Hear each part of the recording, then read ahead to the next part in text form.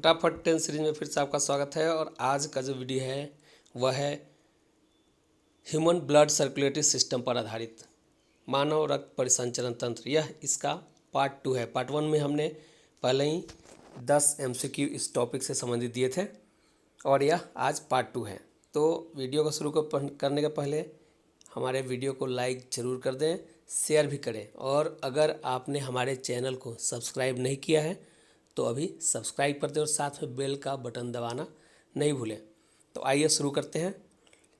पहला प्रश्न, एक स्वस्थ मनुष्य के शरीर में रक्त की मात्रा कितनी होती है? 4.5 to 6.5 litre, 5 to 5.5 litre, 5.5 to 6.5 litre, 5 to 6 litre. तो इसका सही उत्तर होगा 5 to 5.5 लीटर। अगला प्रश्न दूसरा, रक्त प्लाज्मा के बारे में कौन सा कथन असत्य है?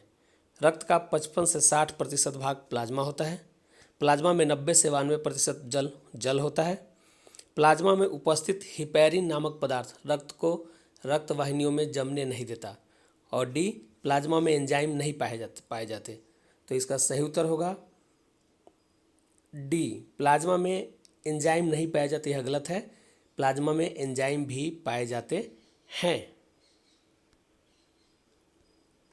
अगला प्रश्न तीसरा, दिए गए विकल्पों का सही मिलान कीजिए। सूची ए में है ए लाल रक्तकण RBC, बी श्वेत रक्तकण WBC और सी रक्त पट्टिकाएँ ब्लड प्लेटलेट्स। सूची 2 ल्यूकोसाइट, थ्रोम्बोसाइट, एरिथ्रोसाइट। तो आपको इनका नाम मिलाना है। इसमें जो सही उत्तर होगा लाल रक्तकण RBC उसे कहते हैं एरिथ्रोसाइट, श्वेत रक्तकण WBC इसे कहते हैं ल्यूकोसाइट और रक्त पट्टिकाओं को थ्रोम्बोसाइट कहते हैं। तो इसका सही उत्तर होगा बी, ए का 3, बी का 1 और सी का 2।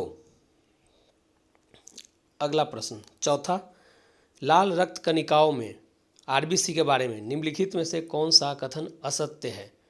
ए, RBC का निर्माण लाल अस्थि मज्जा में होता है।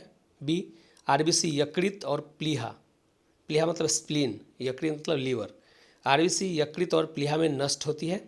RBC में हीमोग्लोबिन नामक प्रोटीन पाया जाता है। और डी, स्तनधारियों के RBC में केंद्रक पाया जाता है। तो इसमें कौन सा कथन असत्य होगा?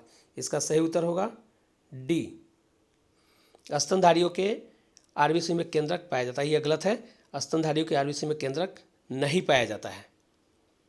तो अगला प्रश्न है पांचवा, श्वेत रक्त कणिकाओं WBC के बारे में निम्नलिखित में से कौन सा कथन असत्य है? ए, WBC का निर्माण लाल अस्थि मज्जा और लिम्फ नोड में होता है। बी, न्यूट्रोफिल्स का मुख्य कार्य जीवाणुओं और अन्य बाहरी पदार्थों को नष्ट कर शरीर की रक्षा करना है। सी, लिम्फोसाइट्स एंटीबॉडीज बनाती है और उनकी वृद्धि को उत्तेजित करती है। डी, इओसिनोफिल्स की कमी से इओसिनोफिलिया नामक रोग हो जाता है। तो इसमें सही उत्तर होगा डी, इओसिनोफिल्स की कमी से इओसिनोफिलिया नामक रोग हो जाता है। तो यह रोग इसकी कमी से नहीं होता है, इसकी अधिकता से होता है। तो इसमें जो असत्य कथन है वह है डी।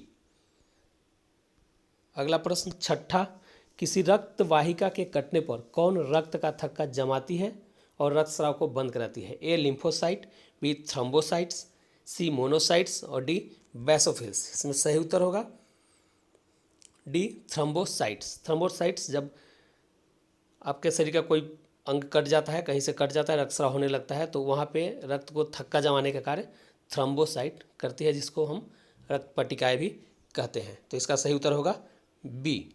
अगला प्रश्न सातवां, चिकित्सीय परीक्षण हेतु निकाले गए रक्त को जमने से बचाने के लिए उसमें क्या मिलाया जाता है? जब शरीर से ब्लड निकाला जाता है, ब्लड सैंपल, तो उसको जमने से बचाने के लिए उसमें क्या मिलाया जाता है ताकि वह जमे नहीं? A, sodium oxalate, B potassium oxalate, C heparin, D A और बी दोनों। तो इसका सही उत्तर होगा डी, ए और बी दोनों। इसमें सोडियम ऑक्जेलेट या पोटेशियम ऑक्जेलेट कोई एक रसायन केमिकल मिलाया जाता है ताकि यह जमे नहीं। हिपैरिन पहले से ही ब्लड में होता है। तो अगला प्रश्न आठवां प्रश्न है, निम्नलिखित में से कौन सा रक्त समूह सार्वभौमिक ग्राही यूनिवर्सल रिसिपेंट है? ए, बी ओ और ए, इसमें से कौन सा यूनिवर्सल रेसिपिएंट है? तो इसका सही उत्तर होगा A B. A B universal recipient है क्योंकि इसमें एंटीबॉडीज नहीं होते हैं।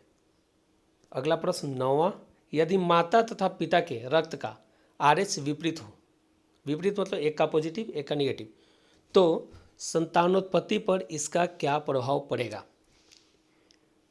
ए, संतानहीनता की समस्या रहेगी। बी, प्रथम संतान सामान्य होगी परंतु उसके बाद जन्मे शिशु की जन्म के तुरंत बाद मृत्यु हो जाएगी, यानी पहला बच्चा सामान्य होगा लेकिन दूसरा बच्चा का जन्म मृत्यु जन्म के तुरंत बाद हो जाएगा। सी, प्रथम संतान की तुरंत मृत्यु हो जाएगी पर उसके बाद जन्मे शिशु सामान्य होंगे। डी, संतानोत्पत्ति पर इसका कोई प्रभाव नहीं पड़ेगा। तो इसका सही उत्तर होगा बी, प्रथम समान। अगर माता पिता के रक्त का RH विपरीत हो, अपोजिट हो, तो प्रथम संतान सामान्य होगी लेकिन दूसरा बच्चा या उसके बाद का जो भी बच्चा होगा जन्म के तुरंत बाद उसकी मृत्यु हो जाएगी। तो इसका सही उत्तर होगा बी। और 10वां प्रश्न, लसिका या लिम्फ के संबंध में निम्नलिखित में से कौन सा कथन असत्य है? ए, लिम्फोसाइट्स का निर्माण लसिका गांठों में होता है। बी, WBC की कुल संख्या का 20 से 28% लिम्फोसाइट्स रहता है। सी, लसिका सदैव हृदय से ऊतकों की तरफ बढ़ती है।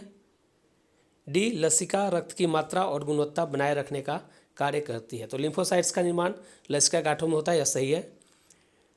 WBC की कुल संख्या का 20 से 28% लिम्फोसाइट्स होता है, यह भी सही है।